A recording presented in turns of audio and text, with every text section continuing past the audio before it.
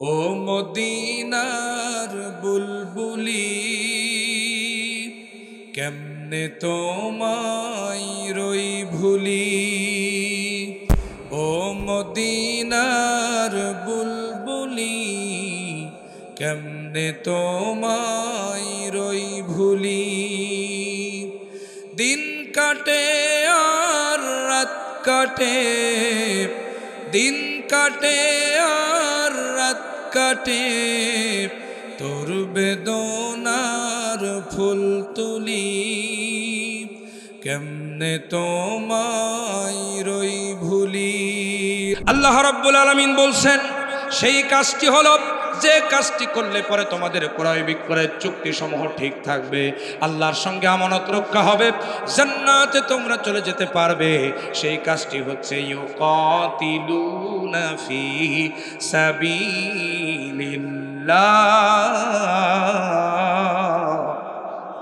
আরো জোরে বলেন আল্লাহু আকবার। আল্লাহ রাব্বুল আলামিন বলেন সেই কাজটি হলো আমার জমিনে তোমাদের ওই জান আর ওই মাল দিয়া আমার দিন তথা কোরআনের আইন প্রতিষ্ঠার জন্য জিহাদ করা লাগবে।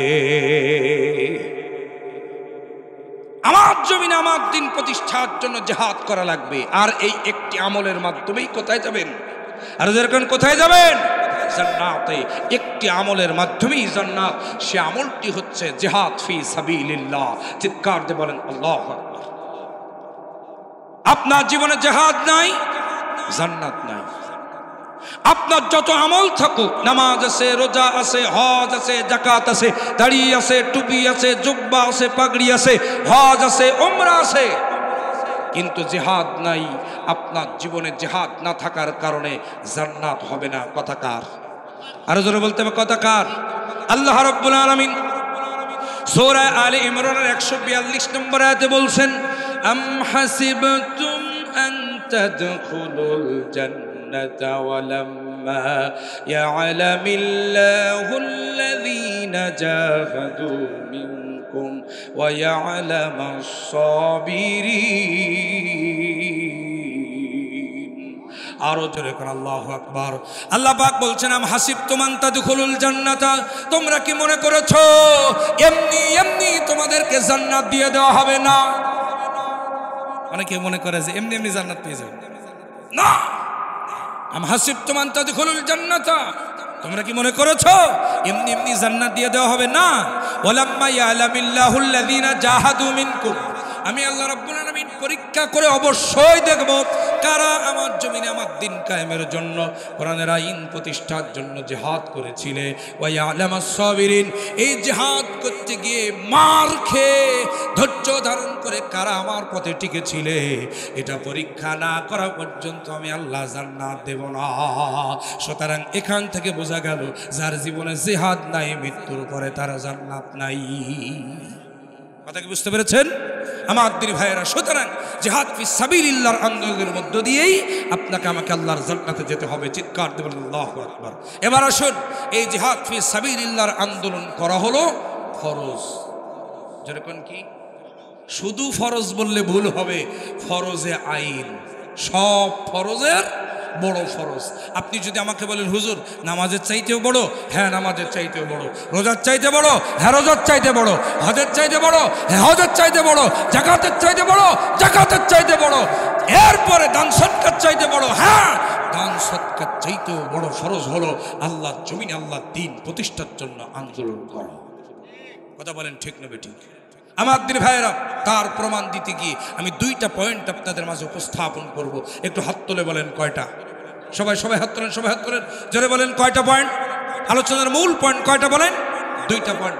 সব ফরজের বড় ফরজ জিহাদ ফি সাবিলিল্লাহর আন্দোলন করা, এটির মাধ্যমেই জান্নাতে যেতে হবে আমার দিনী ভাইয়েরা। সুতরাং এই দুইটা পয়েন্ট কি কি আমার একটু গভীর মনোযোগ দিয়ে আলোচনা শোনার চেষ্টা করব ইনশাআল্লাহ। এক নম্বর হচ্ছে এই কোরআনুল কারীমটা আপনি গবেষণা করুন, ভালো করে বুঝবেন। এই কোরআনুল কারীমটা গবেষণা করে আমি দেখেছি এই কোরআনুল কারীমের ভিতরে মানব জীবনে যত বিধান আছে, বিধান যেমন নামাজ একটা বিধান, রোজা একটা বিধান, হজ একটা বিধান, জাকাত একটা বিধান, দান সদকা, পিতামাতার খেদমত, মিথ্যা না বলা, প্রতিবেশীর হক আদায় করা, সবগুলো এক একটা কি? আর যেরকম কি বিধান। এই কোরআনুল কারীমের মধ্যে যতগুলো বিধান আছে এই সবগুলো বিধান যদি এক জায়গায় করেন, কোরআনুল কারীমের মধ্যে বিধান সম্বলিত আয়াত হলো 500টা। যেরকম কয়টা? সবাই হাত তুলে বলেন, হাত তুলে বলেন, 5 আঙ্গুল দেখান, শাহাদাত আঙ্গুল উঁচু করেন, সবাই বলেন কয়টা? 500টি আয়াত আছে কোরআনুল কারীমে বিধান সম্বলিত।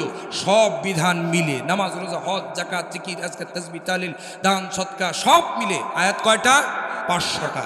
তার সব বিধান মিলে আয়াত 500। ভালো করে মনে রাখবেন। এবার আসুন, কেবলমাত্র শুধুমাত্র একমাত্র একটি বিধান, ইউকাতিলুনা ফি সাবিলিল্লাহ, আল্লাহ জমিনে আল্লাহ দ্বীন কায়েমের আন্দোলন করতে হবে। জিহাদ ফি সাবিলিল্লাহর আন্দোলন জান মাল দিয়ে করতে হবে। আমার দিনী ভাইরা, আমার বাবাজিরা, এই ব্যাপারে কোরআনুল কারীমের মধ্যে আয়াত হলো সরাসরি 627টা। আল্লাহু আকবার বলবেন না? তাহলে সব বিধান মিলে আয়াত কয়টা? 500। আর একটা বিধান মিলে আয়াত কয়টা? 627টা ডাইরেক্ট, আর ইনডাইরেক্ট আছে আরো শত শত। আমার দিনী ভাইরা, এবার আপনি বলুন, যদি আপনি জিহাদ ফি সাবিলিল্লাহর আন্দোলন বাদ দেন, যে ওই সব হুজুররা যে করুক, সংগঠনের লোকজন যে করুক, ওই সমস্ত ওরা যে করুক, আমরা ওই সমস্ত করব না। ওই সমস্ত করলে মামলা খাওয়া লাগে, জেলে যাওয়া লাগে, ফাঁসির কাজটা চলে লাগে, সারাদিন কাজকর্ম বাদ দিয়ে ইসলামী আন্দোলনে কাজ করা লাগে, ওই সমস্ত কাজে আমরা যাব না, ওরা হুজুররা যে করুক। শুনে রাখেন, আপনি সব মানলেন 500 আয়াত, আর একটা বিধান, সবচাইতে বড় বিধান, যেই ব্যাপারে আয়াত 627, ওইটা আপনি মানলেন না। আল্লাহ রাব্বুল আলামিনের হাবিব বলেন, মাতা আলা শুবাতিম মিনান নিফাক, ওই লোকটা মুনাফিক হয়ে কবরে যাবে। আর কোন মুনাফিক আল্লাহর জান্নাতে যাবে না, যাবে না, যাবে না। তাহলে জিহাদ হচ্ছে সব ফরজের বড় ফরজ, এটা তার 1 নম্বর প্রমাণ। সুতরাং এখান থেকে একটা কথা স্পষ্ট ভাষায় বলতে চাই, একজন ইমানদার, একজন মুমিন মুসলমান কখনো আল্লাহর ইসলামী আন্দোলন, আল্লাহর দল বাদ দিয়ে মানুষের তৈরি দল করতে পারে না। হারাম, হারাম এবং হারাম। আরো জোরে বলেন, কথা ঠিক কিনা? আমার দিনী ভাইয়েরা, সে কথাটিও আল্লাহ রাব্বুল আলামিন কোরআনুল কারীমের মধ্যে সূরা নিসার ৭৬ নম্বর আয়াতে কারিমার মধ্যে সুন্দর করে জানিয়ে দিয়েছেন। আল্লাহ রাব্বুল আলামিন বলেন, আল্লাযীনা আমানু ইউকাতিলুনা ফি সাবিলিল্লাহ, যারা আল্লাহর জমিনে আল্লাহর দ্বীন কায়েমের জন্য চেষ্টা করে, মুজাহাদা করে, জিহাদ ফি সাবিলিল্লাহর আন্দোলন করে, এরাই হলো মুমিন। আল্লাহু আকবার বলেন, আরো জোরে কোন আল্লাহু আকবার। পক্ষান্তরে আল্লাহ পাক রব্বুল আলামিন বলেন, ওয়াল্লাযীনা কাফারু ইউকাতিলুনা ফি সাবিলিত তাগুত, পক্ষান্তরে আল্লাহর জমিনে আল্লাহর দ্বীন প্রতিষ্ঠার আন্দোলন বাদ দিয়া, কোরআনের রাজ কায়েমের আন্দোলন বাদ দিয়া, ইসলামী আন্দোলন বাদ দিয়া, ভারতের তৈরি ধর্মনিরপেক্ষ মতবাদ, আমেরিকার তৈরি, এরপরে রাশিয়ার তৈরি, পৃথিবীর বিভিন্ন জায়গার মতবাদ যারা জমিনে প্রতিষ্ঠিত করতে চায়, বাবার আইন যারা প্রতিষ্ঠিত করতে চায়, স্বামীর আইন যারা প্রতিষ্ঠিত করতে চায়, ভারত আর আমেরিকা ব্রিটিশদের আইন যারা প্রতিষ্ঠিত করতে চায়, ওয়াল্লাযীনা কাফারু, ওরা হলো কাফের। আর আল্লাহর নবী বলেন, লা তাদখুলুল জান্নাতা হাত্তা তুমিনু, কোন ইমানদার ছাড়া কাফের আল্লাহর জান্নাতে যাবে না। সুতরাং আল্লাহর জমিনে আল্লাহর দ্বীন প্রতিষ্ঠার আন্দোলন যারা করে, যারা মার খায়, যারা জীবন দেয়, যারা ফাঁসির কাষ্ঠে ঝোলে, এরাই প্রকৃত ইমানদার, এরাই প্রকৃত মুমিন। পক্ষান্তরে যারা আল্লাহর জমিনে আল্লাহর দ্বীন কায়েমের আন্দোলন বাদ দিয়া মানুষের তৈরি করা আইন এই জমিনে প্রতিষ্ঠিত করতে চায়, তারা কাফের, তারা কাফের, তারা কাফের। কথা বলেন, কথা কার? আরো জোরে বলতে হবে, কথা কার? আল্লাহর। সুতরাং আমার দিনী ভাইরা, আমার বাবাজিরা, ইসলামী আন্দোলন তথা আল্লাহর জমিনে আল্লাহর দ্বীন প্রতিষ্ঠার জন্য চেষ্টা করতে হবে। এই ফরজ কে করে দিয়েছেন?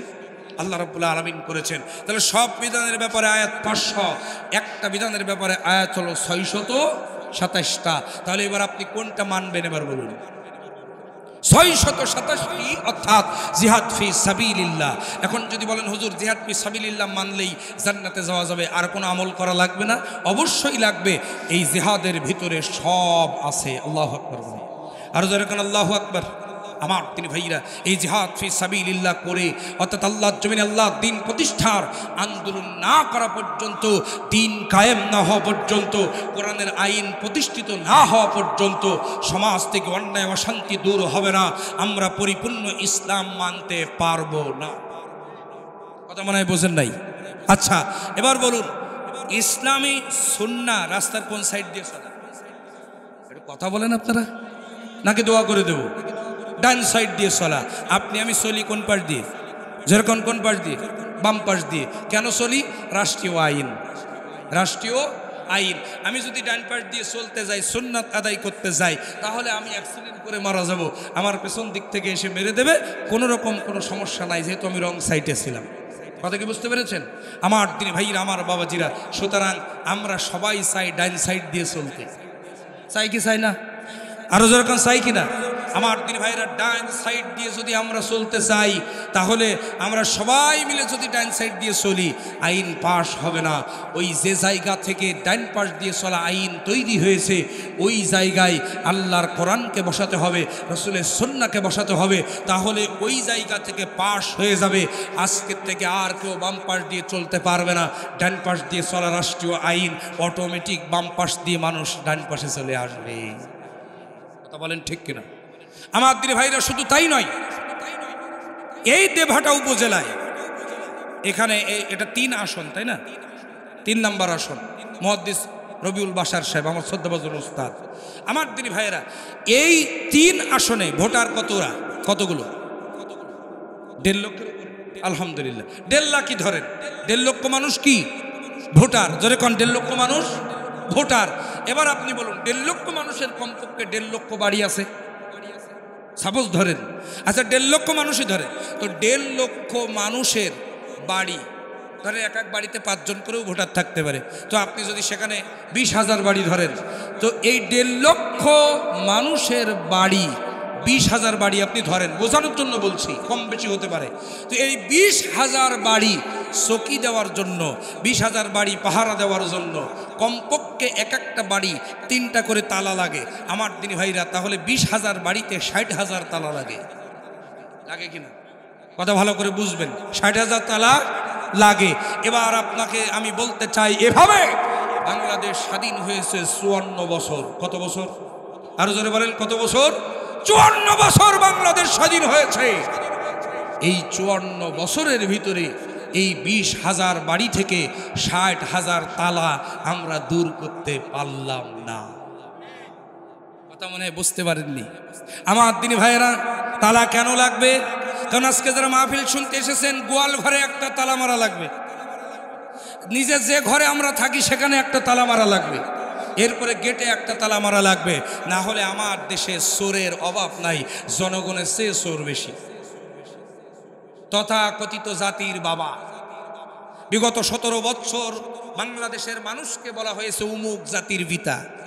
সেই উমুক জাতির পিতা আমার ভাইরা দুঃখ করে কষ্ট নিয়ে বলেছিলেন, সবাই পেয়েছে সোনার খনি আর আমি পেয়েছি চোরের খনি। আমার সামনে চোর, পেছনে চোর, ডাইনে চোর, বামে চোর। 7 কোটি জনগণের জন্য 7.5 কোটি কম্বল আনলাম, তো আমার কম্বল গেল কই? কথা বলেন, কথা আমার দিনী ভাইরা, আমার বাবাজিরা। তো মসজিদে ইমাম সাহেব জুম্মার দিন, আজকে জমা গেছে না? তো জুমার দিন মসজিদে ইমাম সাহেব জুতা চুরির বিরুদ্ধে ওয়াজ করেছে। কি চুরির বিরুদ্ধে? জুতা চুরি করলে কি কি ভয়ানক অবস্থা হয়, বা চুরির কি কি শাস্তি, এগুলো শুনে আলোচনা করেছেন, কি কি গুনাহ। আমার দিনী ভাইরা, ইমাম সাহেব নামাজ শেষ করে বাইরে এসে দেখে ইমাম সাহেবের নিজেরই জুতা চুরি হয়ে গেছে। আমরা তো সেই দেশের নাগরিক, ঠিক কিনা বলেন? এজন্য চুরি থেকে বাঁচতে হলে আমাদের বাড়িতে নিগ্রাত কি মেরে আসতে হবে? তালা মেরে আসতে হবে। আমার দিনী ভাইরা, আমার বাবাজিরা, 54 বছরে আমার বাড়ি থেকে 3টা তালা বিদায় করতে আমরা পারলাম না। তার মানে চোর সমাজ থেকে বিদায় হয় নাই। আমার দিনী ভাইরা, আমি আপনাদের আজকের মাহফিল থেকে আশ্বস্ত করতে চাই, বিশ্বস্ততার সাথে বলতে চাই, আগামী দিনে যদি আল্লাহর কোরআনওয়ালারা ক্ষমতায় আসে, একটা তালা বাংলার জমিনে কারো বাড়ি লাগবে না, লাগবে না, লাগবে না। কথা কি বুঝতে পেরেছেন? তালা দূর হবে মানে চোর থাকবে না, চোর থাকবে না। আমার দিনী ভাইরা, আমার বাবাজিরা, সুতরাং এই চুরি মুক্ত সমাজ পাইতে গেলে আল্লাহ জমিনে আল্লাহ দিন প্রতিষ্ঠার আন্দোলন করে কোরআনকে রাষ্ট্রীয়ভাবে পৌঁছায় দিতে হবে মর্যাদার স্থানে। কথা বলেন ঠিক নেবে ঠিক? আমার দিনী ভাইয়ারা, তাহলে 1 নম্বর পয়েন্ট, সব ফরজের বড় ফরজ হলো আল্লাহ জমিনে আল্লাহর দিন প্রতিষ্ঠার জন্য আন্দোলন করা, জিহাদ ফি সাবিলিল্লাহর আন্দোলন করা। আমার দিনী ভাইয়েরা, এবার আসুন 2 নম্বর পয়েন্ট। বলতে গেলে আমার ছোট্ট একটি ঘটনা উল্লেখ করা লাগবে। যদি আপনাদের কষ্ট না হয় তাহলে আর একটু সামনে যাব, যেরকম যাব। আমার দিনী ভাইরা গভীর মনোযোগ দেন। আল্লাহর নবী, বিশ্ব নবী জনাবে মুহাম্মদ রাসূলুল্লাহ সাল্লাল্লাহু আলাইহি ওয়াসাল্লাম মক্কা থেকে হিজরত করে মদিনায় গেলেন। মদিনায় যাওয়ার পর কয়েক মাস অথবা কয়েক বছরের ব্যবধানে আল্লাহর নবী, বিশ্ব নবী জনাবে মুহাম্মদ রাসূলুল্লাহ সাল্লাল্লাহু আলাইহি ওয়াসাল্লাম যেই যুদ্ধের সম্মুখীন হয়েছিলেন, ইসলামের প্রথম যুদ্ধ নামে খ্যাত, একটু আওয়াজ দিয়ে বলতে হবে সেই জিহাদ, সেই যুদ্ধের নাম কি? বদর। যেরকম কি? আর যেরকম কি? হিজরত করে মদিনায় যাওয়ার পর প্রথম কোন যুদ্ধের সম্মুখীন হয়েছিলেন? বদরের প্রান্তরে যুদ্ধ হবে। আল্লাহর নবী, বিশ্ব নবী জনাবে মুহাম্মদ রাসূলুল্লাহ সাল্লাল্লাহু আলাইহি ওয়াসাল্লাম বদরের যুদ্ধটা নিয়ে একটু গবেষণা করলেন। আমার দিনী ভাইয়েরা, আল্লাহর নবী, বিশ্ব নবী বদরের যুদ্ধ নিয়ে গবেষণা করে দেখতে পেলেন এই যুদ্ধটা সাধারণ কোনো যুদ্ধ হবে না। বদরের যুদ্ধটা সাধারণ কোনো যুদ্ধ ছিল না, কারণ এই যুদ্ধে আজকের লড়বে ভাইয়ের বিরুদ্ধে ভাই, ছেলের বিরুদ্ধে পিতা, বন্ধুর বিরুদ্ধে বন্ধু। এরপরে বদরের ময়দানের লড়াইটা ছিল আমার ভাইরা চাচার বিরুদ্ধে ভাতিজার, এক কথায় আত্মীয়র বিরুদ্ধে আত্মীয়র যুদ্ধ ছিল বদরের প্রান্তরে। আমার দিনী ভাইয়েরা, শুধু তাই নয়, মুসলমানদের সংখ্যা ছিল কম, ওদের সংখ্যা ছিল বেশি। ওরা ছিল 1000, আর মুসলমানরা তখনও একজনও আল্লাহ রাসূল সাল্লাল্লাহু আলাইহি ওয়াসাল্লাম তালিকাভুক্ত করতে পারেন নাই। ভালো করে বুঝবেন। এরপরে আমার দিনী ভাইয়েরা, ওদের অস্ত্র বেশি, মুসলমানদের অস্ত্র কম, ওদের ঘোড়া বেশি, মুসলমানদের ঘোড়া কম, ওদের খাবার আছে, মুসলমানদের খাবার নাই, থাকলেও খাওয়া যাবে না, কারণ রোজার মাস। 17ই রমজান বদরের প্রান্তরে যুদ্ধ হয়েছিল, ফরজ রোজা রেখে যুদ্ধ করতে হবে। এতগুলো সমস্যার সম্মুখীন হয়ে আল্লাহর নবী, বিশ্ব নবী জনাবে মুহাম্মদ রাসূলুল্লাহ সাল্লাল্লাহু আলাইহি ওয়াসাল্লাম বদরের প্রান্তরের যুদ্ধের আগের দিন অর্থাৎ 16ই রমজান আসরের নামাজ আদায় করে বিশ্ব নবী আমার সাহাবায়ে কেরামদের দিকে ফিরে মসজিদে নববীতে দাঁড়ায় গেলেন। সমস্ত সাহাবীরা বসা, শত শত সাহাবীদের সামনে নবীজি একখানা বক্তব্য দিলেন। কি বক্তব্য নবীজি দিলেন? আমার দিনী ভাইয়েরা, বুখারী শরীফের কিতাবুল মাগাজিতে বক্তব্যটা লেখা হয়েছে। আল্লাহ নবী, বিশ্ব নবী বললেন, ও আমার সাহাবীরা, জান্নাতে কে কে যেতে চাও নাম লিখাও। আল্লাহু আকবার বলবেন, আর জোরে কন্না আল্লাহু আকবার। জান্নাতে কে কে যেতে চাও নাম লিখাও। অর্থাৎ আগামীকাল বদরের প্রান্তরে জিহাদ হবে।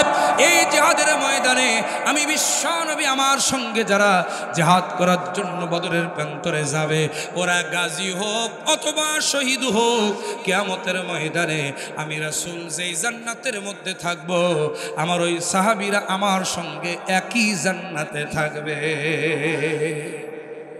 বিশ্বনবী এই ঘোষণা দিলেন, জান্নাতে কে কে যেতে চাও নাম লিখাও।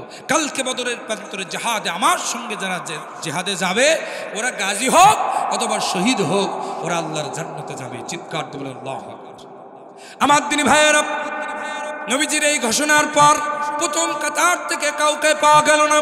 সমস্ত সাহাবী মাথা নিচু করে বসে আছে, কারণ যুদ্ধটা সাধারণ কোনো যুদ্ধ হবে না, সহজ কোনো যুদ্ধ হবে না। দ্বিতীয় কাতার গেল, তৃতীয় কাতার গেল, চতুর্থ কাতার গেল, 5 নম্বর কাতার থেকে 5ম কাতার থেকে একজন বর্ষিয়ান সাহাবী উঠে দাঁড়ায় গেলেন। যুবক মানুষ, 26 বছরের টকবকে যুবক। তাফসীরের ভিতরে যে সাহাবীটির নাম এসেছে হযরতে মিকদাদ রাদিয়াল্লাহু তাআলা আনহু। জোরে কোন সুবহানাল্লাহ, আর জোরে বলেন সুবহানাল্লাহ। হযরতে মিকদাদ রাদিয়াল্লাহু তাআলা আনহু উঠে দাঁড়ায় গেলেন। দাঁড়িয়ে গিয়ে বললেন, ইয়া রাসূলুল্লাহ, ইয়া হাবিবাল্লাহ, আপনি জান্নাতি ব্যক্তিদের নামের তালিকা করতেছেন। নবী গো, আমি জানি আপনি আল্লাহর হক রাসূল। আল্লাহু আকবার বলেন। আপনার আহ্বানের ভিতরেই আছে জান্নাত। ইয়া রাসূলুল্লাহ, ইয়া হাবিবাল্লাহ, প্রথম কাতার, দ্বিতীয় কাতার, তৃতীয় কাতার, চতুর্থ কাতার, 4টা কাতার চলে গেল। কত সাহাবী মাথা নিচু করে বসে আছে, কেউ নাম লেখালো না। ইয়া রাসূলুল্লাহ, ইয়া হাবিবাল্লাহ, আমি 5 নাম্বার কাতার থেকে দাঁড়িয়ে গেলাম, আমি আর বসে থাকতে পারলাম না। নবী গো, আপনি জান্নাতি ব্যক্তিদের তালিকায়, অর্থাৎ আগামীকাল বদরের প্রান্তরে যে জিহাদ হবে, ওই জিহাদের ময়দানে ওই যে তালিকা আপনি করবেন, ওই তালিকায় আমি মিকদাদ, আমার নামটা 1 নম্বরে আপনি লিখে দেন। জোরে বলেন সুবহানাল্লাহ। নবীজি বললেন, মিকদাদ, তোমার নামটা আমি কেমনে জান্নাতীদের তালিকায়, জিহাদের ময়দানের তালিকায় লিখাই? মিকদাদ বললেন, ইয়া রাসূলুল্লাহ, কেন? বিশ্বনবী বললেন, মিকদাদ, তার কারণ হলো কিছুক্ষণ আগে হুরে মদিনা, এই মদিনার সবচাইতে সুন্দরী মেয়েটার সঙ্গে আমি রাসূল উপস্থিত থেকে তোমার বিয়ে পড়ালাম। কিছুক্ষণ পর তোমার বাসর সজ্জা। ও মিকদাদ, আমি কেমনে তোমার নামটা জান্নাতীদের তালিকায় লিখাই? আল্লাহু আকবার বলেন। শুধু তাই নয় আমার দিনী ভাইয়েরা, হযরত মিকদাদ রাদিয়াল্লাহু তাআলা আনহু যেই মেয়েটাকে বিবাহ করেছিলেন, একটা দাড়ি পাল্লা সেখানে টানানো হয়েছিল। মেয়েটাকে একটা পাল্লায় বসায় দিয়া ওই মেয়েটার ওজনে আর এক পাল্লায় স্বর্ণ মুদ্রা দিয়া সমান সমান করে ওই মেয়েটার মোহরনা আদায় করে দিয়েছিলেন। কত দামি বিবাহ এবার চিন্তা করুন। নবীজি বললেন, ও মিকদাদ, এত দামি বিবাহ আর এত সুন্দরী স্ত্রী, কিছুক্ষণ পর বাসর সজ্জা। ও মিকদাদ, তুমি কেমনে আমি তোমার নামটা জান্নাতীদের তালিকায় লিখায়? নবীজি একটু খোসা দিলেন, একটু ঈমান পরীক্ষা করলেন। হযরত মিকদাদ চিৎকার দিয়ে বললেন, ইয়া রাসূলুল্লাহ, ইয়া হাবিবাল্লাহ, যদি এ জমিনে ইসলাম না থাকে বিবাহ দিয়ে কি হবে? আল্লাহু আকবার বলেন। যদি এ জমিনে কোরআনের আইন প্রতিষ্ঠিত না হয়, যদি আল্লাহ দ্বীনই না থাকে, ইসলাম যদি না থাকে, বাসর দিয়ে কি করব, স্ত্রী দিয়ে কি করব? ইয়া রাসূলুল্লাহ, আমি কিচ্ছু চাই না, আমি চাই আগামীকাল বদরের মাঠে আপনার সাথে যুদ্ধ করতে করতে শহীদ হয়ে আল্লাহর জান্নাতে চলে যেতে। আমাকে শহীদ করে সেই মিছিলে শামিল করে নিও। জোরে বলেন আমিন, আরো জোরে বলেন আমিন। যেই মিছিলের নেতা আমির হামজা, খোবায়েব খাব্বাব, আল্লাহর ছিল যারা অতি প্রিয়, শামিল করে নিও।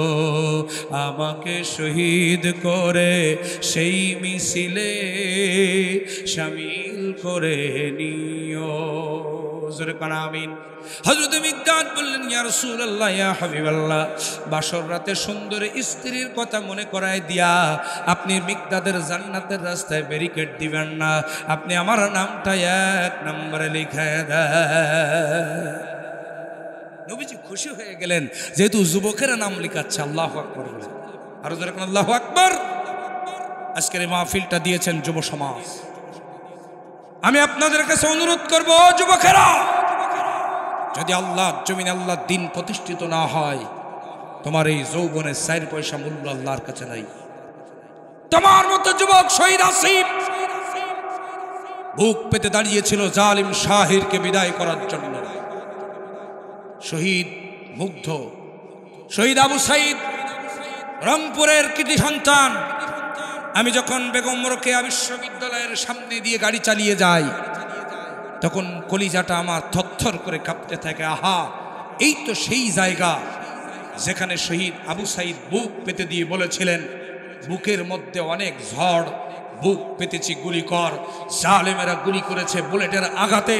শহীদ আবু সাইদ কাটা কবুতরের মতো ছটফট করতে করতে শাহাদাত বরণ করেছে। তার কবরটা আমি জিয়ারত করেছি রংপুরে। আমার দিদি ভাইরা, আমার বাবাজিরা, শুধু মনে হয়েছে, আহারে, এই তো সেই জীবন্ত শহীদ যাদের রক্তের বিনিময়ে 17 বছর বাংলাদেশের মানুষের মাথার উপরে জগত্তল পাথরের মতো জোর করে ভোট চুরি করে চেপে বসে থাকা সরকারের পতন হয়েছে। আর জোরে বলেন কথা ঠিক কিনা? ও যুবকেরা, তোমরা যদি দিন প্রতিষ্ঠিত করতে না পারো, তাহলে তোমার এই যৌবনের 4 পয়সা মূল্য আল্লাহর কাছে নাই। সুতরাং আজকের এই মাহফিল যারা আয়োজন করেছো, সমস্ত যুবকদেরকে বলবো, ঐক্যবদ্ধ হয়ে যাও, ইসলামী আন্দোলনে নাম লেখাও। আগামীর বাংলাদেশকে কোরআনের বাংলাদেশ বানানোর জন্য তোমাদের ময়দানে আরেকটা বার রুখে দাঁড়াতে হবে। রাজি আছেন কারা কারা? 2 হাত তুলে আল্লাহকে দেখায় দাও। আল্লাহ কবুল করুন। জোরে কানা আমিন, আরো জোরে কানা আমিন। হযরত মিকদাদ নাম লিখালেন। সুবহানাল্লাহ। আমার দিনী ভাইয়েরা, হযরত মিকদাদের নাম লেখানো দেখে আল্লাহর নবী, বিশ্ব নবীর অন্যান্য সাহাবীরা নাম লেখাতে শুরু করলেন। ভালো করে শোনেন আমার দিনী ভাইয়েরা, নাম লিখাতে লিখাতে এক পর্যায়ে 311 জন সাহাবী নাম লিখালেন। জোরে কোন কয়জন? 311 জন সাহাবী নাম লিখালেন। আমার দিনী ভাইয়েরা, পরের দিন সকালবেলা 17ই রমজান হযরত রাসূল সাল্লাল্লাহু আলাইহি ওয়াসাল্লাম আর 311 জন সাহাবী নিয়া নবীজি সেহরি করার পরপরই বদরের প্রান্তরের দিকে রওনা হয়েছেন রোজা রাখা অবস্থায়। বিশ্বনবী যখন বদরের মাঠের দিকে যাবে, ঠিক সেই সময় ছোট্ট ছোট্ট 2টা বাচ্চা, একজনের নাম হলো হযরতে মুআজ রাদিয়াল্লাহু তাআলা আনহু, আর একজনের নাম হযরতে মুআজ রাদিয়াল্লাহু তাআলা আনহু। 2টা আপন ভাই, একটার বয়স হলো 13 বছর আর একটার বয়স হচ্ছে 11 বছর।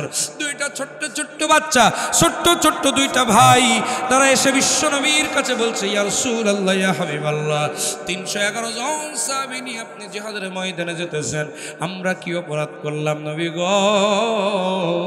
আমরা 2টা ভাই আপনার সাথে জিহাদে রওনা করতে চাই। জোরে জোরে কন্যা সুবহানাল্লাহ। নবীজি বললেন, তোমরা ছোট মানুষ, জিহাদে যাওয়ার দরকার নাই, তারা নাসল বান্দা যাবেই। আল্লাহু আকবার বলেন। নবীজি কয়েকটা পরীক্ষা করে তাদেরকেও জিহাদের ময়দানে সঙ্গী করে 317 জন সাহাবী নিয়ে জিহাদের ময়দানে চলে গেলেন। যেরকম সুবহানাল্লাহ।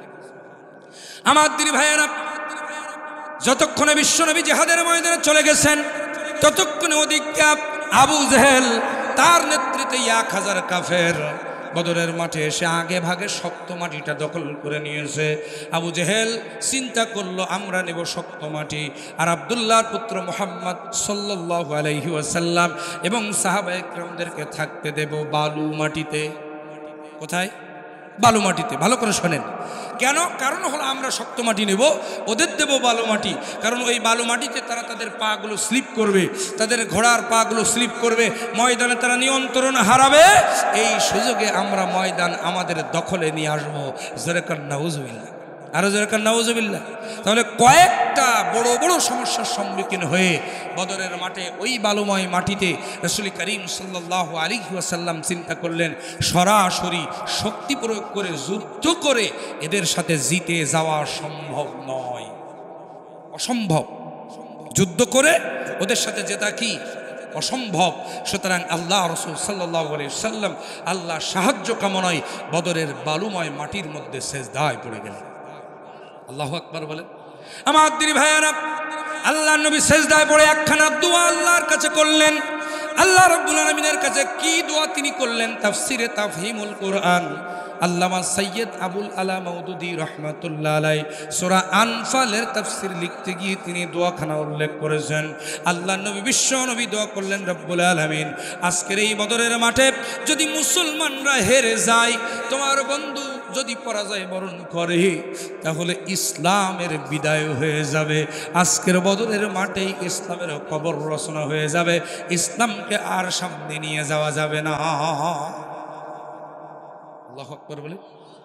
আর যদি আজকে মুসলমানরা জিতে যায়, কিয়ামত পর্যন্ত ইসলামকে কেউ রুখে দিতে পারবে না, দাবিয়ে রাখতে পারবে না। চিৎকার দিয়ে বলেন আল্লাহু আকবার। ওগো রব্বুল আলামিন, নিঘাত পরাজয়, আল্লাহ তুমি যেটা ভালো বোঝো সেটা করো। সুবহানাল্লাহ বলেন। আমার নবী যখন চোখের পানি ছেড়ে দিয়ে কাঁদতেছেন, ঠিক সেই সময় আমার আল্লাহ রাব্বুল আলামিন হযরত জিবরাইল আমিনকে ডাক দিয়ে বলছেন, জিবরাইল রে, আর দেরি করো না, যাও যাও আমার নবীর কাছে চলে যাও, কারণ আমি আমার বিশ্ব নবীর চোখের পানি সহ্য করতে পারি না। আমি আমার নবীর চোখের পানি সহ্য করতে পারি না। আমার নবী তিনি বদরের প্রান্তরে চোখের পানি ছেড়ে সিজদায় পড়ে কাঁদবে, আর আমি আল্লাহ তাআলা আরশে আজিমে বসে বসে সেটা দেখব, সেটা কখনো হতে পারে না। যা, আমার নবীর কাছে চলে যা, সূরা আনফালের 9 নম্বর আয়াতখানা নিয়ে যা, আমার নবীকে সুসংবাদ দে। চিৎকার দিয়ে বলেন আল্লাহু আকবার। আর জোরে কোন আল্লাহু আকবার। আল্লাহ রাব্বুল আলামিন বলেন ইয তাস্তাগীসুনা রাব্বাকুম ফাস্তাজাবা লাকুম আন্নী মুমিদ্দুকুম বিআলফিম মিনাল মালাইকাতি মুরদিফিন। জিবরিল আমিন এসে বললেন ইয়া রাসূলুল্লাহ ইয়া হাবিবাল্লাহ, আপনি মাথা উঁচু করেন, আপনি কাঁদবেন না। আল্লাহ আপনার চোখের পানি সহ্য করতে পারে না। আল্লাহ রাব্বুল আলামিন হুকুম করেছেন, আল্লাহ পাক রব্বুল আলামিন সিদ্ধান্ত জানাই দিয়েছেন, সুসংবাদ দিয়েছেন। কি সুসংবাদ জিবরাইল? আল্লাহ পাক বলেছেন নবী গো, বদরের মাঠে মুসলমানদের পক্ষে যুদ্ধ করার জন্য আসমান থেকে 1000 ফেরেশতা সশস্ত্র লাঠিয়াল বাহিনী আজকের বদরের মাঠে আল্লাহ পাঠায় দেবে। জোরে বলেন আল্লাহু আকবার। আরো জোরে করেন আল্লাহু আকবার। কয় হাজার? একটু জোরে বলেন কয় হাজার? আল্লাহ রাব্বুল আলামিন পবিত্র কুরআনুল কারীমের সূরা হামিমাস সিজদার 26-30 নম্বর আয়াতে কারিমার মধ্যে আল্লাহ পাক বলছেন ইন্নাল্লাযীনা ক্বালু রাব্বুনাল্লাহু সুম্মা ইসতাকামু তাতানাজ্জালু আলাইহিমুল মালাইকা। চিৎকার দিয়ে কোন আল্লাহু আকবার। আল্লাহ রাব্বুল আলামিন বলছেন যারা আমি আল্লাহ আমাকে রব মেনেছে, আমাদের রবকে একটু জোরে করুন, আমাদের রবকে আর একটু জোরে বলুন আমাদের রবকে। শাহাদাত আঙ্গুলটা আসমানের দিকে উঁচু করুন, আমাদের রবকে। আল্লাহ আমার রব, এই রবি আমার সব। বলেন আল্লাহ আমার রব, এই রবি আমার দমে দমে তনু মনে তারি অনুভব। আল্লাহ আমার রব, এই রবি আমার সব। যেরকম আল্লাহু আকবার। আল্লাহ পাক বলছেন যারা আমাকে রব বলবে আর শত বাধা বিপত্তি উপেক্ষা করে সুম্মাস্তাকামু, এই কথাটির উপরে ইস্তিকামাত থাকবে, প্রতিষ্ঠিত থাকবে, ওরা যখন কোনো বিপদে পড়ে যাবে আমি আল্লাহ রাব্বুল আলামিন ওদের বিপদ উদ্ধারের জন্য আসমান থেকে কাতারে কাতারে ফেরেশতা নাজিল করে তাদের বিপদ উদ্ধার করে দেব। কয় হাজার? আর জোরে বলেন না কয় হাজার? এবার একটু আওয়াজ দেবেন কয়টা আমলে জান্নাত? ভালো করে বুঝে নেন। 1000 ফেরেশতার পাঠানোর সিদ্ধান্ত আল্লাহ রাব্বুল আলামিন জানিয়ে দিলেন। 1000 ফেরেশতার পাঠানোর সিদ্ধান্ত আসার পরেও আমার নবীজি মাথা উঁচু করে না। নবীজির চোখের পানি ছেড়ে দিয়ে কাঁদতেই আছেন, কাঁদতেই আছেন, কাঁদতেই আছেন। আমার আল্লাহ রাব্বুল আলামিন জিবরাইল আমিনকে ডাক দিয়ে বলে জিবরাইল রে, আমার নবী মনে হয় 1000 ফেরেশতায় খুশি না। আল্লাহু আকবার বলে। আমার নবী মনে হয় 1000 ফেরেশতায় খুশি না। যা আমার নবীর কাছে চলে যা, যে আমার নবীর কাছে সূরা আলে ইমরানের 124 নম্বর আয়াতে কারিমার শেষ অংশটা আমার নবীজির কাছে নাজিল করে আমার নবীজিকে সুসংবাদ দে। সুবহানাল্লাহ। হযরত জিবরাইল আমিন চলে আসলেন, এসে বললেন ইয়া রাসূলুল্লাহ ইয়া হাবিবাল্লাহ, আল্লাহ রাব্বুল আলামিন আবার সিদ্ধান্ত পরিবর্তন করে আরো বড় সুসংবাদ জানায় দিয়েছেন। সেই সুসংবাদটা হলো বিসালাসাতি আলাফিম মিনাল মালাইকাতি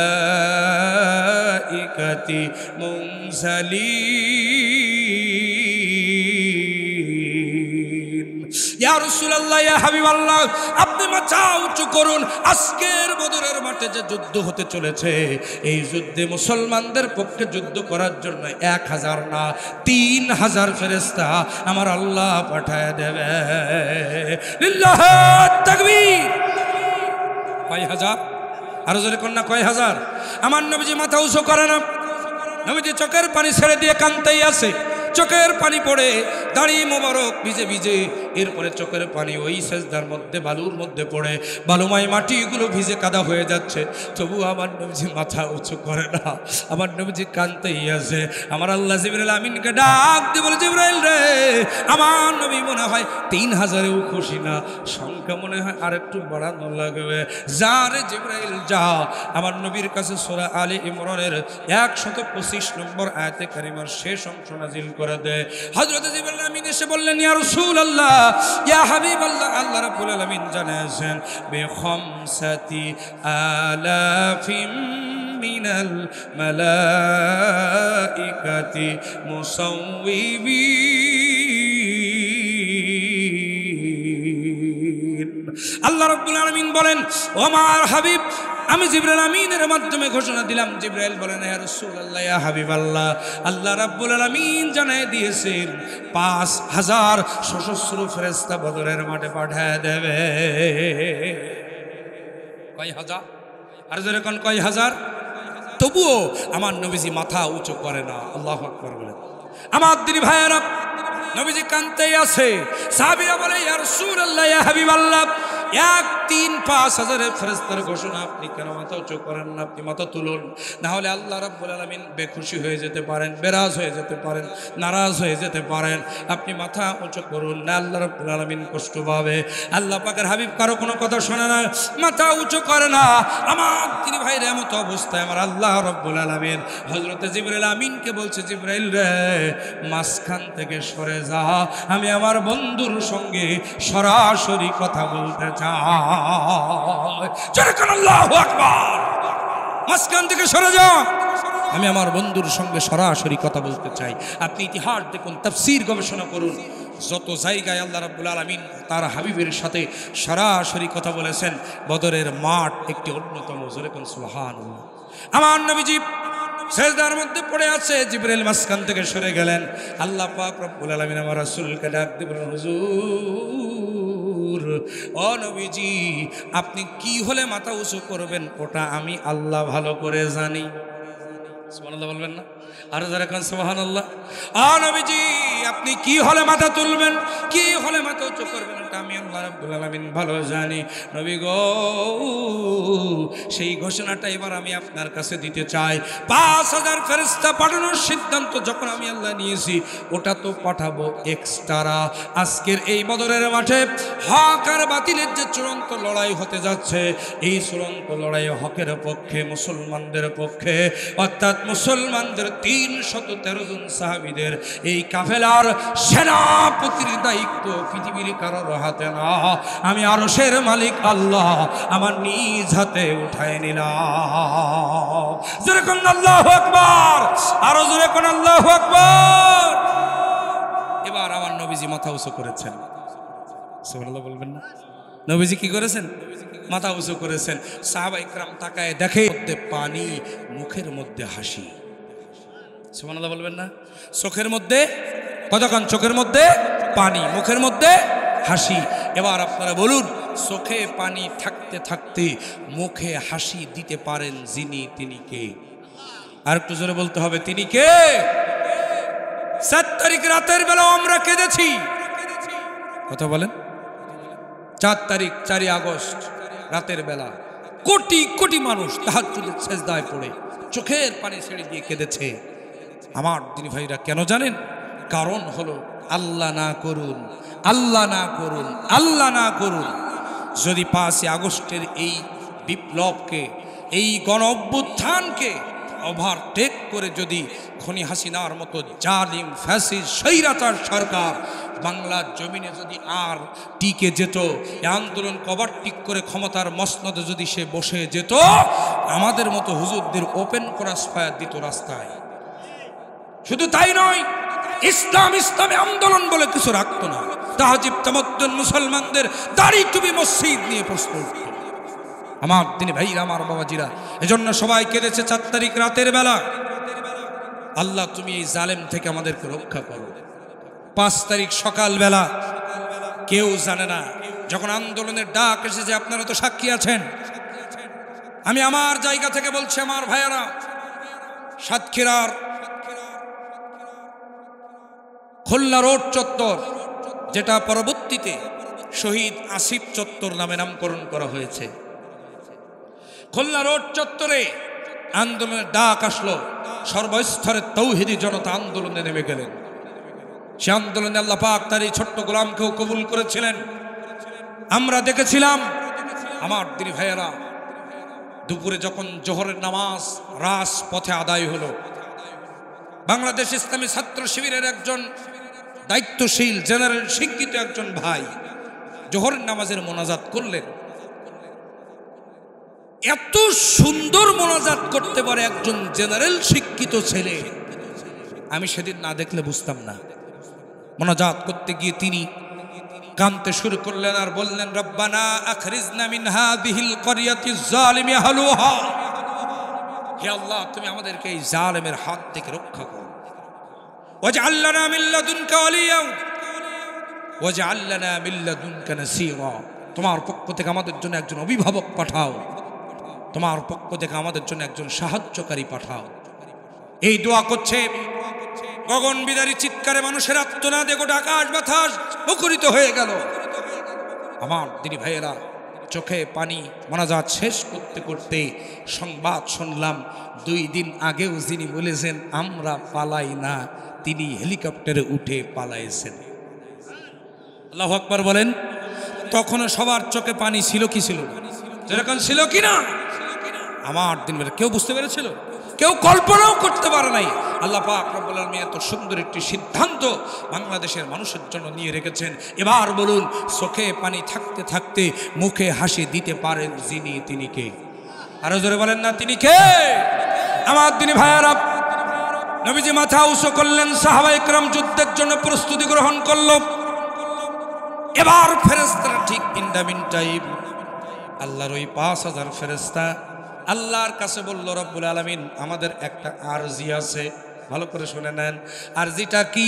আল্লাহ পাক বলেন, তোমাদের আরজি কি বলো? ফেরেশতারা বলছে, আল্লাহ আজকের এই বদরের মাঠে আপনি 5000 ফেরেশতা পাঠাইতে চাইলেন, আমাদের ফেরেশতাদের যিনি সর্দার নাম হলো তার জিবরাইল, তার 600 ডানা আছে। কত? 599টা ডানা লাগে না? একটা ডানার ঝাপটাই আসমান থেকে জমিনে আসে, আর একটা ডানা আর একটা বার ঝাপটা দেয় জমিন থেকে আসমানে উঠে যায়। তো ওই 1000 আবু জেহেলের কাফেরের গোষ্ঠী সাফ করে দিতে ওই জিবরাইলের একটা পাকার ডানা ঝাপটায় যথেষ্ট।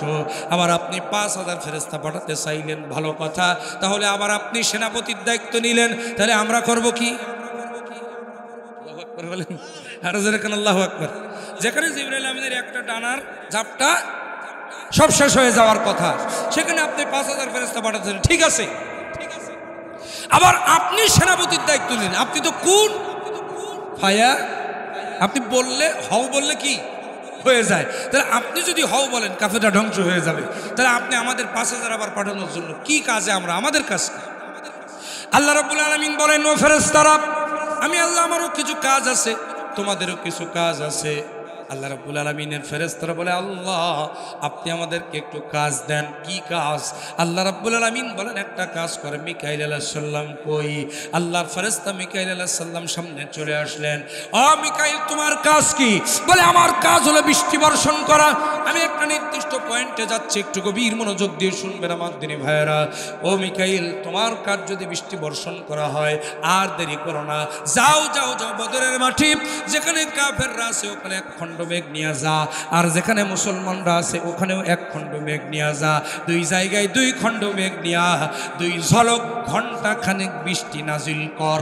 চিৎকার দিয়ে বলুন সুবহানাল্লাহ। সাধারণ ফেরেশতারা কি বলছে জানেন? আল্লাহ এখন হবে যুদ্ধতে, আপনি এখন বৃষ্টি দিচ্ছেন কেন? ময়দানে তো পরিস্থিতি নষ্ট হয়ে যাবে, পরিবেশ নষ্ট হয়ে যাবে, তো ময়দানে এখন হবে যুদ্ধ, বৃষ্টি দিলে কেমন একটা হয়ে যায় না?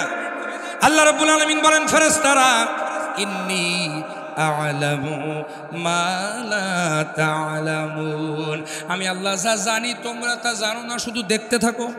আল্লাহু আকবার। বলে তোরা শুধু দেখতে থাক। ফেরেশতারা বলছে, ঠিক আছে দেখতে থাকলাম। আল্লাহর ফেরেশতা মিকাইল বৃষ্টি নিয়ে গেল 2 জায়গায়, মেঘ হলো, বৃষ্টি হলো।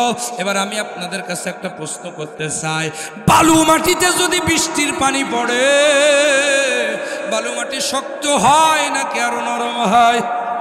আল্লাহর নবী ছিলেন বালু মাটিতে, সাহাবীরা ছিলেন বালু মাটিতে, ওখানে বৃষ্টির পানি পড়ল, মুহূর্তের মধ্যে বালু মাটি শক্ত হয়ে গেল। চিৎকার দিয়ে বলেন সুবহানাল্লাহ। আল্লাহ রাব্বুল আলামিন বলেন, ও আমার ঈমানদারেরা, ও মুমিনেরা, তোমাদের কি মনে নাই বদরের মাঠে আমি আল্লাহ তোমাদের পাকে শক্ত করে দিয়েছিলাম? আল্লাহু আকবার বলেন।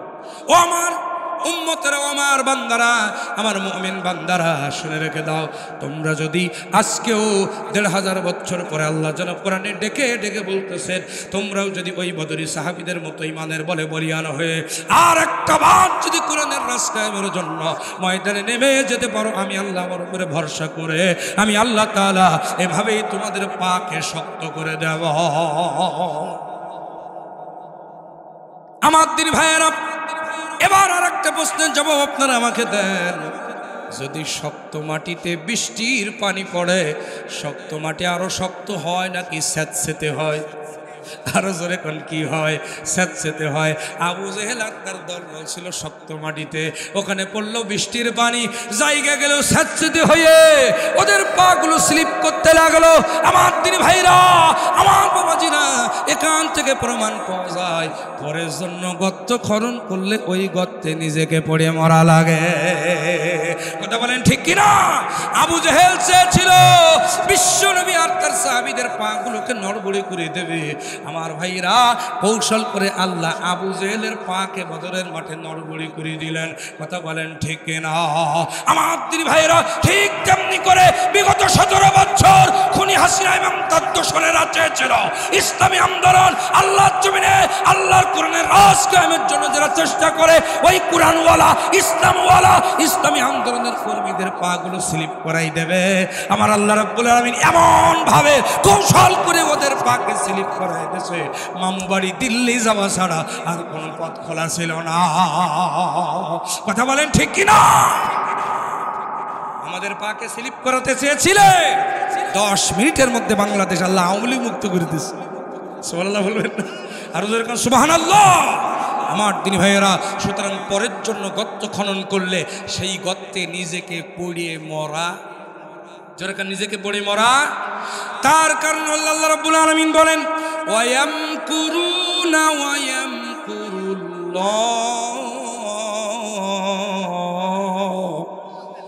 আল্লাহু খায়রুল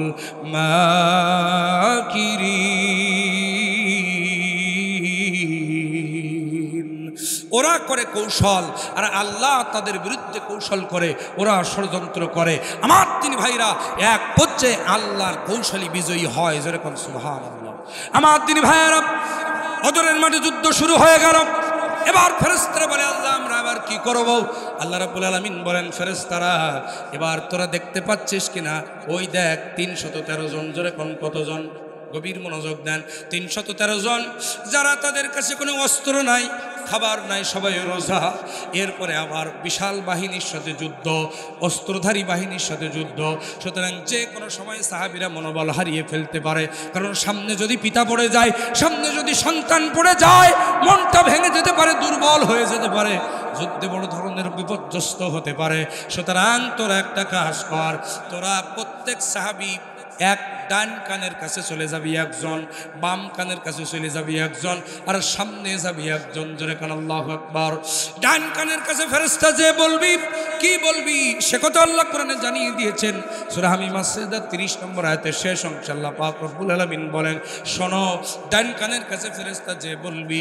এবার ফেরেশতা চলে আসলো, এসে বলা শুরু করে দিল, আল্লাহ তাখাফু, ও আল্লাহ নবীর সাহাবীরা ভয় পেও না।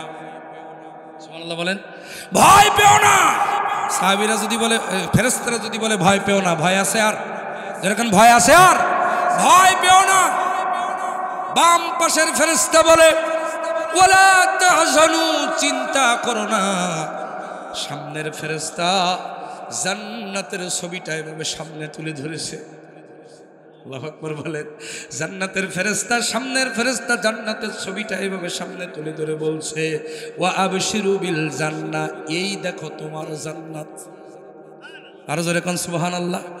আমার ভাইরা, ডান কানের ফেরেশতা বলছে ভয় পেও না, বাম পাশের ফেরেশতা বলছে চিন্তা করো না।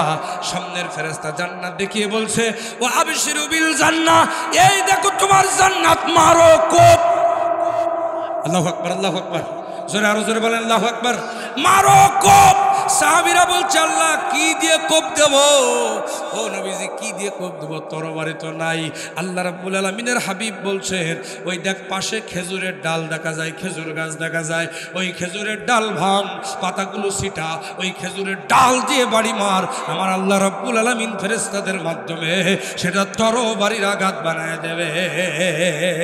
আমার দিন ভাইয়েরা, ওই বদরের মাঠে সাহাবীরা খেজুরের ডাল দিয়ে আঘাত করেছে, আর ফেরেশতারা ধরে ধরে ওইটা তরবারি আঘাত বানায় দিয়েছে।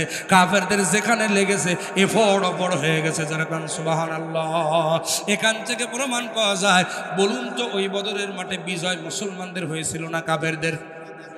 আমার ভাইরা, তার মানে কাম থেকে প্রমাণ পাওয়া যায় আমার ভাইরা, সময় সময় তরবারি ওয়ালাদের বিজয় হয় না, সময় সময় খেজুরের ডাল ওয়ালাদের বিজয় হয়। কথা বলেন। জুলাই আগস্টের গণঅভ্যুত্থানের দিকে তাকান, ওরা গুলি করেছে AK-47 দিয়ে, ওরা বিমান দিয়ে, হেলিকপ্টার দিয়ে পর্যন্ত গুলি করেছে। আমার দিনে ভাইয়েরা, লক্ষ লক্ষ কোটি কোটি তরুণ যুবক ছাত্র সমাজ সেই গুলির মোকাবেলা করেছে রাস্তার পাশে পড়ে থাকা ইট আর পাথর দিয়ে। আল্লাহু আকবার বলেন, আর জোরে কান আল্লাহু আকবার। এবার আপনারা বলুন, ওদের বন্দুকের গুলি বিজয় হয়েছে নাকি ইট আর পাটকেলওয়ালাদের বিজয় হয়েছে? সুতরাং সময় সময় তরবারিওয়ালাদের বিজয় হয় না, বিজয় হয় খেজুরের ডালওয়ালাদের। কথা বলেন ঠিক না ঠিক? বদরের মাঠে তার প্রমাণ হয়েছে। আমার তিনি ভাইয়েরা, তুমুল বেগে যুদ্ধ চলছে। এবার আসেন মূল পয়েন্ট, মূল আলোচনা। আমার দিনী ভাইয়েরা, আমি বলেছিলাম সব ফরজের বড় ফরজ হল আল্লাহর জমিনে আল্লাহর দ্বীন কায়েমের জন্য জিহাদ করা। যুদ্ধ চলতেছে, যুদ্ধ চলতেছে, চলতে চলতে চলতে চলতে হঠাৎ করে নবীজি লক্ষ্য করে দেখলেন জোহরের নামাজ রক্ত হয়ে গেছে, নামাজে যাওয়ার প্রয়োজন। আল্লাহ নবী সাহাবায়ে কেরামদেরকে ডাক দিয়ে বলেন, আমার সাহাবীরা যুদ্ধবিরতি দেওয়া হলো, ও আমার সাহাবীরা যুদ্ধবিরতি ঘোষণা করা হলো, যুদ্ধবিরতি দেওয়া হলো, সবাই চলো একসাথে নামাজে যেতে হবে।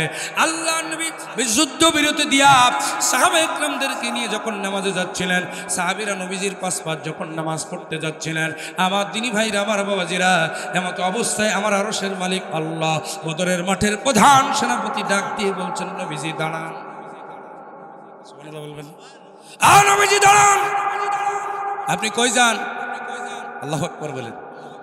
ও আল্লাহ, নামাজে যেতেছি। আল্লাহ রাব্বুল আলামিন বললেন, বদরের মাঠের সেনাপতি তো আমি আল্লাহ, আপনি যুদ্ধবিরতি ঘোষণা দিলেন কেন?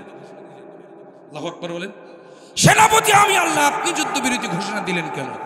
নবীজি বলছেন, আল্লাহ নামাজের সময় হয়েছে, নামাজে যেতে হবে। আল্লাহ রাব্বুল আলামিন বলেন, হাবিব রে, কিছুক্ষণ আগে আপনি সেজদায় পড়ে দোয়া করলেন, যদি আজকে মুসলমানরা হেরে যায় ইসলাম চিরতরে বিদায় হয়ে যাবে।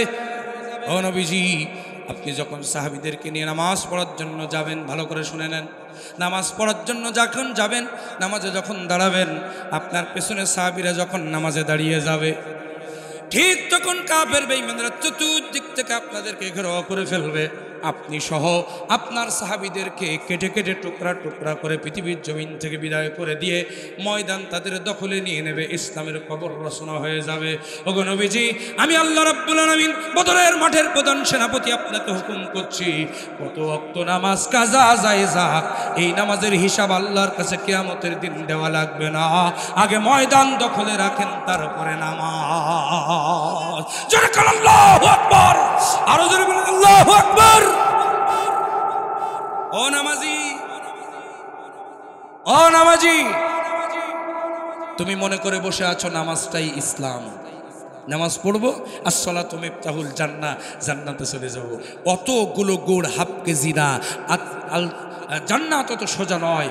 জান্নাত পেতে হলে আল্লাহ রাসূল বলেছেন, আল জান্নাতু তাহতা জিলালি সুয়ুব, নামাজ জান্নাত হচ্ছে বাতিলের তরবারি ছায়ার নিচে। আল্লাহু আকবার বলেন। আমার দিনী ভাইয়েরা, এই বদরের মাঠে 4 ওয়াক্ত ফরজ নামাজ আল্লাহ নবীজি কাজা করে ময়দান দখলে রেখেছিলেন। আমার দিনী ভাইরা, এখান থেকে প্রমাণ পাওয়া যায় নামাজ পড়া যেমন ফরজ, প্রয়োজনে ইসলামকে রক্ষা করার জন্য নামাজ ছাড়াও তেমন ফরজ। কথা বলেন। আচ্ছা, আপনি নামাজ কোথায় পড়বেন? একটু জবাব দেন না, একটু গল্প করি আপনাদের সাথে। বলেন, নামাজ কোথায় পড়বেন? মসজিদে। বলেন কোথায়? মসজিদে আপনি ইতিমধ্যে লক্ষ্য করেছেন কিনা জানি না, আপনি দেখেছেন কিনা জানি না, অবশ্যই দেখেছেন ভারতের জমিনে বাবরি মসজিদ ভেঙে তারা রাম মন্দির বানাইছে।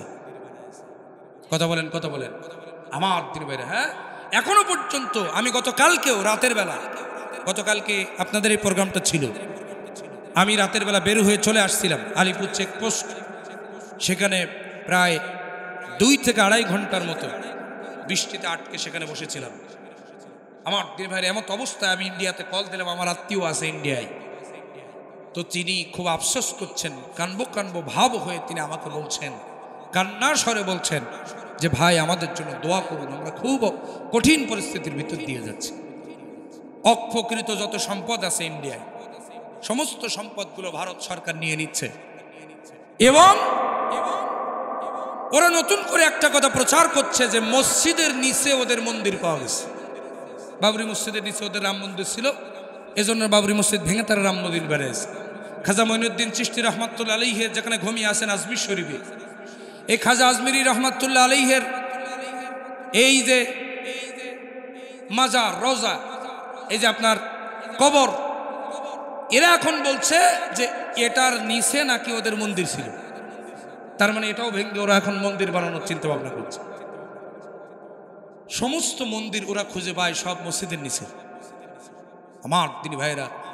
এবং গরুর গোস্ত খাওয়ার অপরাধে গত পরশুদিন ওপেন রাজপথে একটা ছেলেকে কুপায়া হাত আলাদা করে ফেলেছে, পা আলাদা করে ফেলেছে, সর্বশেষ মারাই গেছে ছেলে।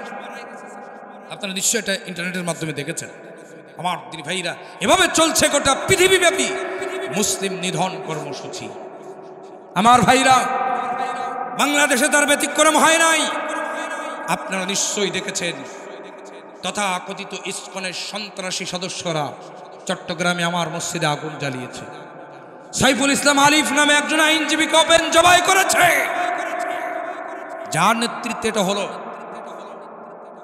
আমরা শুনলাম যে তার নাকি জামিনের ব্যাপারে কথাবার্তা চলতেছে। জামিন হয়ে গেছে না? বের হয়েছে? বের হয়েছে? আমার দিনী ভাইরা, এবার চিন্তা করুন কিভাবে হয়। যার ইশারা ইঙ্গিতে এই কাজটি হলো, তার তো ফাঁসি হওয়ার কথা ছিল। কথা বলেন ঠিক কিনা? একজন সন্ত্রাসী, ইসকনের কুখ্যাত সন্ত্রাসী সদস্য এই চিন্ময়, সে জামিন পায়, অথচ বিশ্ব ইসলামী আন্দোলনের একজন নেতা, ইসলামী আন্দোলনের বীর সিপাহসালার একেএম আজহারুল ইসলাম সাহেব বছরের পর বছর কারাগারের মধ্যে তাকে বন্দী করে রাখা হয়েছে, জামিনের কোনো সুযোগ হচ্ছে না। বলেন, আগামী 6 তারিখ তার জামিনের দিন আছে, শুধু ঘোরাচ্ছে, শুধু টালাচ্ছে। আমার তিনি ভাইয়ারা, তোমরা কাকে খুশি করার জন্য এটা করছো, এটা আমাদের বুঝতে বাকি নেই। শুনে রাখো, তোমরা যে ভারতকে খুশি করার জন্য এই কাজ করছো, ওই ভারত এখন চতুর্দিক থেকে বন্দী হয়ে গেছে। কেন? ওদের একটু চুলকানে উঠছে। চুলকানি কি উঠছে? কোন চুলকানি উঠছে? বলছে পাকিস্তানের সাথে যুদ্ধ করবো। তো পাকিস্তানের সাথে যুদ্ধ করতে জন্য কি করতে হবে? তো সেনাবাহিনীকে ডাক দাও, এক জায়গায় বসো। এখন সেনাবাহিনীকে ডেকে এক জায়গায় বসেছে। সেনাবাহিনী ওই সভা কক্ষ পরিত্যাগ করে বলেছে, পাকিস্তানের সাথে যুদ্ধ করার জন্য আমরা প্রস্তুত নই, সক্ষম নই। ওদিকে পাকিস্তান 130টা পারমাণবিক ক্ষেপণাস্ত্র ভারতের দিকে তাক করে রেখেছে। ঝামেলা করলে হয়। আল্লাহু আকবার বলেন। এদিক দিয়ে দেখেন, তাহলে পাকিস্তানের দিক থেকে তারা বন্দী। 2 নম্বরে এ পাশে আছে কারা? চীন। কারা কারা কারা? একটু কথা বলেন, কারা? চীন। এইবার দেখেন, ভারতে তাদেরই অঙ্গরাজ্য শেখ পাঞ্জাব। এই পাঞ্জাবিরা তারা বলছে কি জানেন? পাকিস্তান ভারত যদি যুদ্ধ বাঁধে, আমরা পাকিস্তানের পক্ষে থাকব এবং আমাদের বুকের উপর দিয়ে পাকিস্তানে আক্রমণ করা লাগবে। তাহলে তারা ওদিক থেকেও বন্দী। এই ফাঁকে doctor Mohammad Yunus Trump card আর একটা বেরিয়ে দিয়েছে। আল্লাহু আকবার বলেন। নৌবাহিনীর একটা সমাবেশে তিনি বলেছেন, চতুর্দিকে যুদ্ধের রণদামামা বাজতেছে, আমি ডক্টর ইউনুস, আমি যুদ্ধ চাই না, কিন্তু কেউ যদি হুমকি দেয়, চতুর্দিক থেকে যেহেতু হুমকি আসতেছে, তার মানে আমিও প্রস্তুতি নিচ্ছি। আল্লাহু আকবার বলেন। আচ্ছা, অনেক সময় কি হয় জানেন? লক্ষ্য করেন, আমি মনে করেন শক্তিতে সভাপতি সাহেবের সাথে মারামারি করে পারবো না, ভালো করে বুঝবেন। শক্তিতে আমি তার সাথে মারামারি করে পারবো না, কিন্তু আমি যদি একটু হুঙ্কার দেয়, সভাপতি সাহেব বলবে ওরে বাবারে, এই যদি হুঙ্কার হয় তাহলে তো কঠিন অবস্থা, ওর সাথে মারামারি করা যাবে। অনেক সময় আমি যখন শক্তিতে পারবো না তখন মুখে হুঙ্কার দিয়ে ঠেলে নিয়ে যাব। ডক্টর ইউনূস সাহেব সেই খেলাটাই খেলেছেন। চতুর্দিক থেকে যখন ওরা বন্দী হয়ে গেছে, তিনি বলতেছেন আমি কিচ্ছু পারি আর না পারি, আমি যুদ্ধ চাই না, তবে আমিও প্রস্তুত আছি। আল্লাহু আকবার বলেন। আমরা সাধুবাদ জানাই ডক্টর মোহাম্মদ ইউনূস, আপনি একটাবার ডাক দিয়ে দেখুন, বাংলার জমিনে 18 কোটি তাওহীদি মুসলমান ভারতের বিরুদ্ধে রাসূলুল্লাহর ভবিষ্যৎবাণী গাজওয়ে হিন্দ যুদ্ধের জন্য প্রস্তুত আছে, প্রয়োজনে জীবন দেবে, কিন্তু ভারতকে শহীদ তিতুর পাশ হাতে করে পিটিয়ে ঠান্ডা না করা পর্যন্ত ঘরে ফিরে যাবে না, যাবে না, যাবে না। সুতরাং তারা চতুর্দিক থেকে বেঁধে গেছে। এরপরে আপনারা দেখেছেন ইসরায়েল, যে ইসরায়েল ফিলিস্তিনের মুসলমানদেরকে মেরে মেরে ধ্বংস করে দিয়েছে, হত্যা করেছে হাজার হাজার মুসলমানদেরকে। আচ্ছা, এই কয়দিন, সপ্তাহখানেক আপনারা আর ফিলিস্তিনে বোমা পড়ার খবর শুনেছেন? ফিলিস্তিনে মুসলমানদের মারতেছে এই খবর শুনেছেন? কেন? কারণ ইসরায়েল এখন বিপদে পড়িয়েছে। আজকে দেখেন আমার কাছে তথ্য আছে আমার দিনী ভাইয়েরা, সেই তথ্যটি কি? তথ্যটি হচ্ছে যে 1.5 শতাধিক আগুন, কত? 1.5 শতাধিক আগুন নিয়ন্ত্রণ করার টিম আমার দিনী ভাইরা, তারা কাজ করছে, দাবানল নিয়ন্ত্রণ করতে পারছে না। আল্লাহু আকবার বলবেন না? সুতরাং চতুর্দিক থেকে তারা বন্দী হয়ে গেছে। আল্লাহু আকবার বলেন। সুতরাং আমার দিনী ভাইরা, সময় সময় ওদের বিজয় হবে না, ইনশাআল্লাহ ইসলামের বিজয় হবে। যেরকম আল্লাহু আকবার। এখন আসেন, এই নামাজ আপনি পড়বেন মসজিদে, মসজিদে যদি না থাকে আমার ভাই নামাজ পড়বেন কোন জায়গায়? সুতরাং ওই মসজিদ যারা ভাঙ্গে তাদের বিরুদ্ধে জিহাদের প্রেরণা নিয়ে আপনাকে প্রয়োজনে নামাজ কাজা করে হলেও আপনাকে দিন প্রতিষ্ঠান আন্দোলন করতে হবে। তার মানে নামাজ আর পড়বো না এই চিন্তা করেন না। আমার দিনী ভাইরা, নামাজের চাইতেও বড় ফরজ হলো জিহাদ ফি সাবিলিল্লাহর আন্দোলন করা। যেরকম আল্লাহু আকবার। আমার দিনী ভাইরা, এবার লক্ষ্য করুন, সর্বশেষ যে কথাটি আমি আপনাদেরকে বলতে চাই, এই জিহাদ আবার শুরু হয়ে গেল। নামাজ, আল্লাহ রাসূল সাল্লাল্লাহু আলাইহি ওয়াসাল্লাম জোহরের নামাজ ত্যাগ করে জিহাদ ময়দান যেহেতু দখলে রাখতে হবে, জিহাদ চলছে। এক পর্যায়ে আসরের রক্ত যখন হয়ে গেল, আসরের নামাজটাও তিনি কাজা করলেন। এরপরে আমার দিনী ভাইরা, আমার বাবাজিরা, সর্বশেষ এবার লক্ষ্য করুন, ওই জিহাদের ময়দানে 313 জন সাহাবীর মধ্যে 14 জন সাহাবী শাহাদাত বরণ করেছে। আমার দিনী ভাইরা, সব সাহাবী রোজা, আল্লাহ রাসূল নিজেও রোজা, রোজা রেখে আর যুদ্ধ করতে পারে না। প্রচণ্ড তাপ, প্রচণ্ড রোদ, বালুর উপরে যুদ্ধ করছে, রোজা রেখে আর যুদ্ধ করতে পারে না। আমার দিনী ভাইরা ক্লান্ত হয়ে গেছে, পিপাসায় কলিজাটা যেন ফেটে যায়। আল্লাহর নবী, বিশ্ব নবী জনাবে মুহাম্মদ রাসূলুল্লাহ নিজেও পিপাসত্ব, আর সাহাবীরা নিজেরাও পিপাসত্ব। আল্লাহ এটা বুঝতে পারলেন, রব্বুল আলামিন জানায় দিলেন, ওগো আমার হাবিব, আপনি, আমি আল্লাহ আপনাকে হুকুম করে বলছি, রোজাটা ভেঙে ফেলুন। আপনার কাছে যা আছে তাই খান, তাই পান করুন, এবং আপনার সাহাবীদের কাছে যার কাছে যা আছে তাই খান, তাই পান করতে বলুন। শরীরে শক্তি সঞ্চার করুন, নাহলে আপনারা যদি রোজা পরিপূর্ণ করতে গিয়ে মাথা ঘুরে পড়ে যান, তাহলে আজকের এখানে ইসলাম তারা ময়দান দখলে নিয়ে নেবে, আপনারা পরাজয় বরণ করবেন। আর আপনি পরাজয় বরণ করলে আপনি বলেছেন ইসলাম বিদায় হয়ে যাবে। সুতরাং আপনি রোজাটা ভেঙে ফেলুন, কিয়ামতের কঠিন বিপর্যস্ত ময়দানে এই রোজার হিসাব আল্লাহর কাছে দেওয়া লাগবে না। জোরে কোন আল্লাহু আকবার। আমার দিন ভাইয়েরা, আমার বাবাজিরা, আল্লাহ রাসূল সাল্লাল্লাহু আলাইহি সাল্লাম তিনি আপনার একটা পাহাড়ের উপরে, পাথরের উপরে উঠে গেলেন। পাথরের উপরে উঠে নিজের হাতে একটা পানির পেয়ালা নিলেন, নিয়ে ঢক ঢক করে পানি পান করলেন।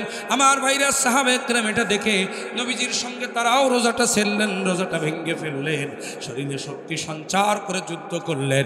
এই জিহাদে মুসলমানদের বিজয় হয়েছে, কাফেরদের পরাজয় হয়েছে। যেরকম সুবহানাল্লাহ। এবার বলুন, ওই রোজাটা কি নফল রোজা ছিল? যেরকম নফল ছিল, সুন্নাত ছিল না, ওই রোজাটা ছিল ফরজ। আপনি মনে করতেছেন মান সামা রমাদানান ঈমানান ওয়া ইহতিসাবান গুফিরা লাহু মা তাকাদ্দামা মিন যামবিহি, রোজা রাখবো জীবনের গুনাহ সব মাফ হয়ে যাবে। বিষয়টা এরকম নয়। রোজা রাখা যেমন ফরজ, চূড়ান্ত ময়দানে ইসলামকে রক্ষা করার জন্য রোজা ছাড়াও তেমন ফরজ। আমার দিনী ভাইয়ের, আমার বাবাজিরা, আল্লাহ রাসূল সাল্লাল্লাহু আলাইহি সাল্লাম এই ঘটনার মধ্য দিয়ে বোঝাতে চাইলেন রোজার চাইতেও বড় ফরজ হলো আল্লাহ জমিনে আল্লাহ দিন প্রতিষ্ঠার আন্দোলন করা। এবার কি আপনারা প্রমাণ পেয়েছেন নামাজ রোজার চাইতেও বড় ফরজ আল্লাহ জমিনে আল্লাহ দিন প্রতিষ্ঠার আন্দোলন করা? যেরকম প্রমাণ পেয়েছেন, এবার লক্ষ্য করেন আল্লাহ পাক বলছেন আমি এই কাজটা করলেই তোমাদেরকে জান্নাত দিয়ে দেব। ওয়াদান আলাইহি হাক্কান, আমি আল্লাহ আমার ওয়াদা হলো সত্য। ওয়াদান আলাইহি হাক্কান ফিত তাওরাত, এই ওয়াদা আমি তাওরাতে করেছিলাম, ওয়াল ইনজিল, ইনজিলে করেছিলাম, ওয়াল কোরআন, আর কোরআনুল কারীমের মধ্যে করে দিয়া কিয়ামত পর্যন্ত আমি আল্লাহ রাব্বুল আলামিন তোমাদের জন্য বিধান ফরমান জারি করে দিলাম। শোনো, তোমরা যদি জানমাল দিয়া আমার রাস্তায় জিহাদ করতে পারো তাহলে আমি আল্লাহ তোমাদেরকে জান্নাতুল ফিরদাউস দিয়ে দিব। জোরে কোন সুবহানাল্লাহ।